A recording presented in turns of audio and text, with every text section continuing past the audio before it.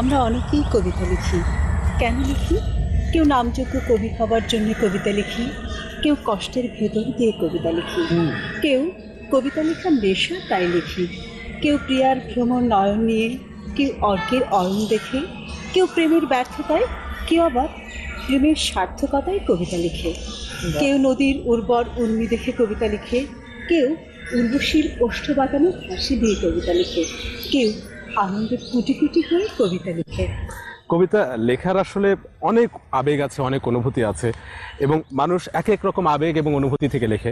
আমি স্যারের কাছে জানতে চাইবো, স্যার প্রথম কবিতা লেখার বয়সটা কত ছিল এবং সে জায়গায় কি আবেগটা খেলা করেছিল?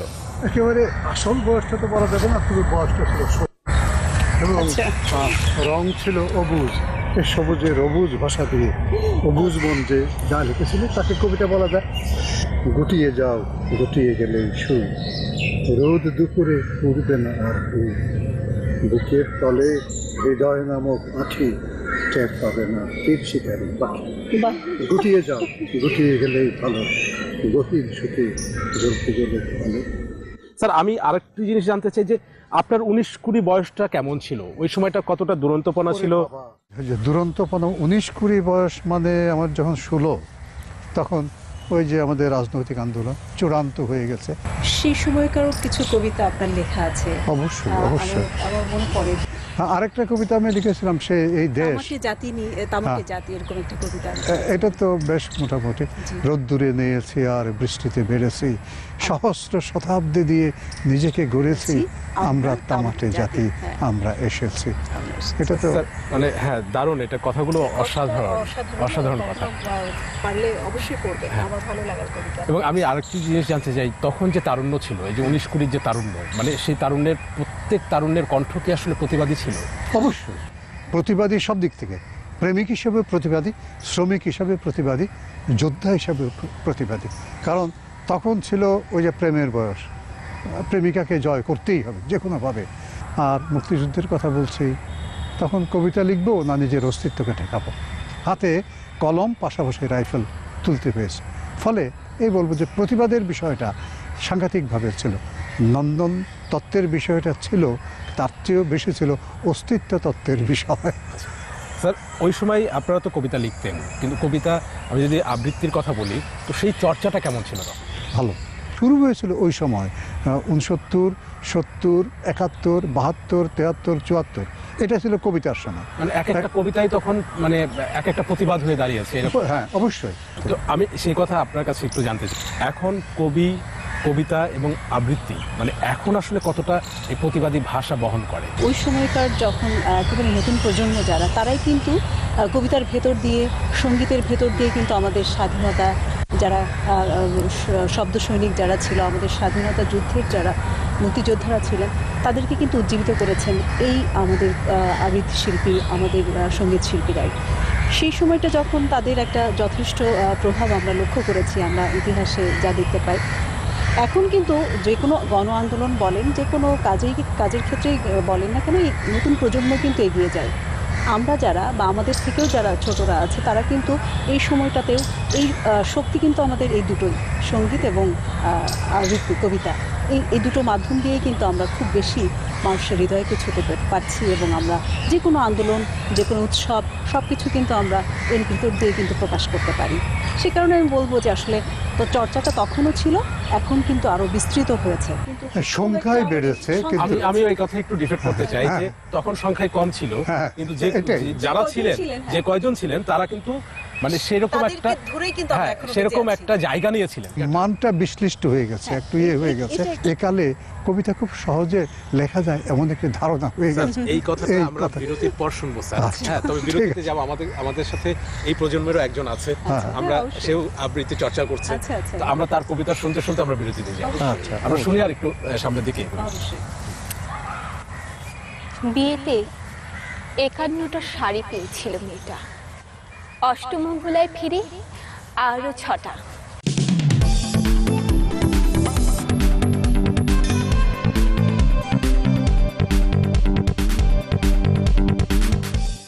স্যার বিরতির আগে যে কথাটা বলছিলেন আমি একটু থামিয়ে দিয়েছিলাম, বলেছিলাম বিরতির পর শুনবো। মানে সেকালে যখন লেখালেখি হতো বা কবি যারা কবিতা লিখতো এবং একালে যে লেখালেখি হচ্ছে, মানে এখানে কি পার্থক্যটা খুঁজে পান? খুব বেশি পার্থক্য নেই, পার্থক্য এক জায়গায়, আমরা প্রবল প্রতিদ্বন্দ্বিতার মধ্যে ছিলাম, ফলে নিজেদেরকে তৈরি হয়ে নিতে হতো। কবিতা স্বতঃস্ফূর্তভাবে আসে, আকস্মিকভাবেও আসে, কিন্তু তারপরে একটা ধ্যান লাগে কবিতা লিখতে হলে, ধ্যান, জ্ঞান এবং নির্মাণ। শেষমেশ কবিতা একেবারে মনে হয় যে খুব সহজেই কবি কবিতা লিখে ফেলেছে। আগে কবি হতে গেলে সম্পাদকের টেবিলের ভিতর দিয়ে যেতে হতো, এখন সম্পাদক লাগে না, সহ সম্পাদক ফেসবুকে আমি মুখ বহিতে কবিতা দিয়ে দিলাম, বন্ধুবান্ধব বা আমাকেও করলো, ভালো লাগলো। কবিতার ভিতরে যদি বাণীসত্য না থাকে তাহলে কবিতা কানাকানি করলো, এটা কবিতা হবে না, কারো কানে পৌঁছবে না। আমি যতই ভালো আবৃত্তি করি, যতই আমি চেষ্টা করি সেটা নিয়ে গবেষণা করার, কিন্তু আসলে এর ফলাফল শূন্য। হয়তো রবীন্দ্রনাথের সেই কথা আর কি, সহজ কথা বলতে আমায় বলো যে সহজে, সহজ কথা যায় না বলা সহজে। এই জায়গায় আমি একটি কথা বলতে চাই যে এখন তো স্যার যেটা বললেন, ইউটিউব, ফেসবুক, টুইটার, হোয়াটসঅ্যাপ, প্রত্যেকটা জায়গায় মানুষের পদচারণা, এবং যখন মানুষ নিঃসঙ্গ থাকে, যখন খুব মন খারাপ থাকে কিংবা মন খুব ভালো থাকে, তখন কিন্তু কবিতার কিছু লাইন তারা কিন্তু স্ট্যাটাসে, হোয়াটস অন ইওর মাইন্ড স্ট্যাটাসে দিয়ে দেয়। কিন্তু এখানে আবার নিচে দেখা যায় অনেক সময় কেউ রবীন্দ্রনাথের কোটেশন দিয়ে দিল, কিন্তু নিচে আবার একজন কমেন্টস করছে, তুই তো দেখি কবি হয়ে যাচ্ছিস। ওইটা যে আসলে রবীন্দ্রনাথের লাইন, সেই ধারণাটাই নাই। আমি যে কথাটা মানে বলতে চাই, মানে আপনার কাছেও জানতে চাইবো, স্যারের কাছেও জানতে চাইবো যে এখন যে প্রজন্ম কবিতা আবৃত্তি চর্চা করছে, মানে তারা কি আসলে প্রতিবাদী কবিতার থেকে প্রেমের কবিতার প্রতি তাদের বেশি ঝোঁকটা বেশি? হ্যাঁ, এটাও কিন্তু আপনার প্রশ্নটার সাথে আমরাও একমত যে আসলে ঝোঁকটাই বেশি, যে রোমান্টিক কবিতা হলেই বোধহয় আমি একটা যদি সিডি বের করি সেটা কিন্তু খুব ভালো বাজারজাত করা যাবে। আমাদের সাথে কিন্তু একজন, মানে আমি বলেছিলাম যে এই প্রজন্ম, তোমরা যখন মানে আবৃত্তি চর্চা করছো, কোন ধরনের কবিতা তোমরা বেশি পড়ো? যারা এখন নতুন প্রজন্ম আছি, আমরা চেষ্টা করি সব ধরনের কবিতাই চর্চাটা করার। আসলে এক টাইপের, যেমন আপু বারবার বলছিল যে আমরা প্রেমের কবিতার প্রতি বেশি আসক্তি দেখাচ্ছি, আসলে এরকম না। আমার ক্ষেত্রে আমি যতটুকু করেছি এই পর্যন্ত, আমি বিদ্রোহ পড়ার চেষ্টা করি, আমি মুক্তিযুদ্ধের কবিতা পড়ার চেষ্টা করি, পাশাপাশি প্রেমের কবিতা তো আছেই। অবশ্যই ওই যে ভালো লাগাটা আসলেই অনেক বেশি। হ্যাঁ, আমি চেষ্টা করছি সব ধরনের কবিতাই নিজের মধ্যে ধারণ করার জন্য, একটার মধ্যে আমি আবদ্ধ থাকবো না। তো আপুর আমাদের চর্চাটা তো এখন চলছে, ভালো হোক খারাপ হোক সব মিলিয়ে আমরা করছি। আপুদের বেলায় কিরকম ছিল, আপনারা কিভাবে চর্চা করতেন, কতটা মানে কি বলবো, মন প্রাণ দিয়ে একটা জিনিসের মধ্যে ঢুকে যাওয়া এরকম? আচ্ছা, আমাদের শুরুটা ছিল 90-এর দশকে আমার শেখাটা।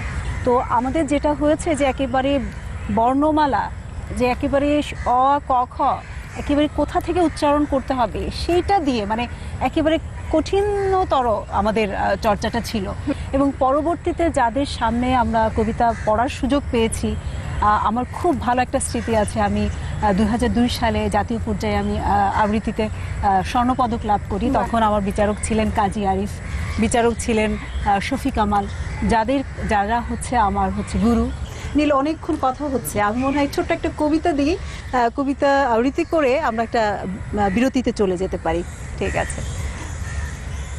শুধু একবার তোমাকে ছোবো, ওই আনন্দে কেটে যাবে সহস্র জীবন। শুধু একবার তোমাকে ছোবো, অহংকারে মুছে যাবে সকল দীনতা। শুধু একবার তোমাকে ছোবো, স্পর্শ সুখে লেখা হবে অজস্র কবিতা। শুধু একবার তোমাকে ছোবো, শুধু একবার পেতে চাই অমৃত আস্বাদ। শুধু একবার তোমাকে ছোবো, অমৃত বন্দী হবে হাতের মুঠোয়। শুধু একবার তোমাকে ছোবো, তারপর হব ইতিহাস।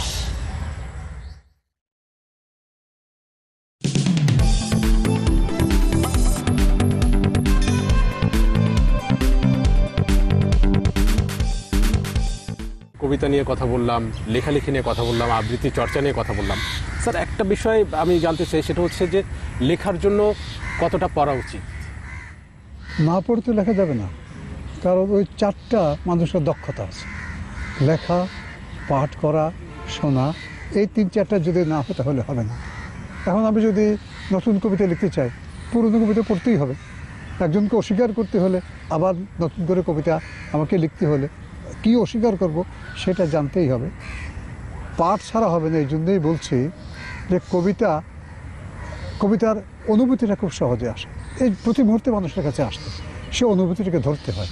কবিতা তো ধরা হয় শব্দের জাল দিয়ে। স্যার যেটা বলছিলেন যে শুধু পাঠ না, শুনতেও হবে।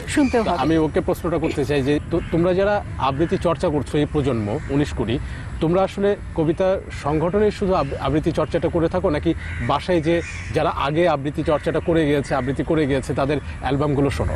হ্যাঁ, আমরা শোনার চেষ্টা করি। আর এখন খুবই ইজি হয়ে গেছে, আমরা ইউটিউবেই যে কোনো কবির নামে সার্চ দিয়ে আমরা অডিওটা পেয়ে যাচ্ছি বা ভিডিওটা পেয়ে যাচ্ছি। আমি এই ক্ষেত্রে কি একটা কথা বলতে পারি যে এখন তো শহরটা যান্ত্রিক, নগরীটা যান্ত্রিক, যন্ত্রের ব্যবহার বেড়েছে।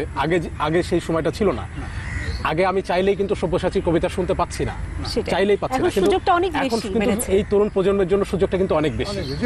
হ্যাঁ, এবং স্যার কথায় কথায় তো আমরা একদম আয়োজনের শেষ প্রান্তে চলে এসেছি, এবং যেহেতু ঈদের দিন, তো আমরা ঈদের কিছু কথা বলি। আমি যদি স্যার আপনার কাছে জানতে চাই যে আপনাদের সময় ঈদের মজাটা কেমন ছিল?